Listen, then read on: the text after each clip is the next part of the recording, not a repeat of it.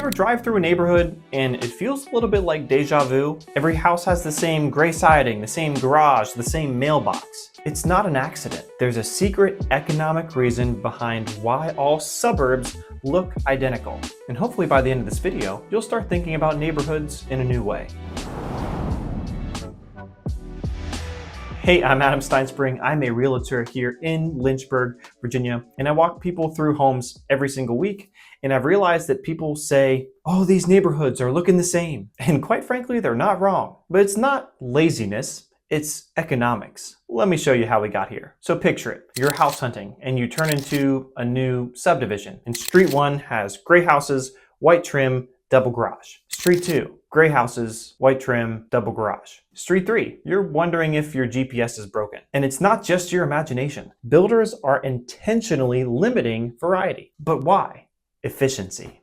And here's the twist. Efficiency has a cost that you don't see until later. Here's the first reason. Economics of scale. The same with siding and shingles, doors, even floor plans. So repetition equals savings. And those savings aren't always passed down to you. Sometimes they are, but most of the time they're there to pad the builder's margins. So when you see a cookie cutter community, what you're actually seeing is a bulk ordering in action. But money, believe it or not, is not the only driver. There's another force that's quietly pushing sameness, and it actually comes from your own neighbors. Homeowners associations and developers often restrict variety on purpose. Well, why would they do that?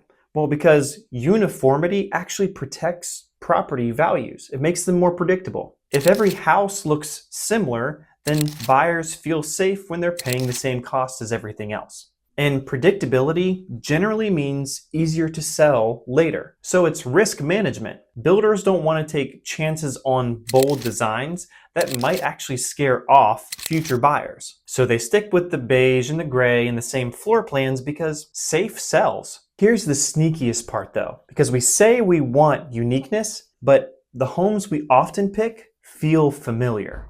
And familiar usually looks like what everybody else already has. So builders keep repeating the formula because our psychology and our wallets keep rewarding it. It's not just about saving money, it's about saving the sale. But here's the problem, because when neighborhoods all look alike, it can start to erode identity and community. Instead of unique character, you get endless repetition. And homeowners often end up with homes that don't even reflect their lifestyle. That was just what was cheapest and safest to build and maybe even buy. The sameness makes it harder to truly feel at home. And ironically, it can make neighborhoods feel less connected instead of more connected. So what's the alternative? Well, some builders are experimenting with modular pieces where they're mixing facades so there's no two houses that look exactly the same, but they can still use the efficient pieces. And there are some smaller local builders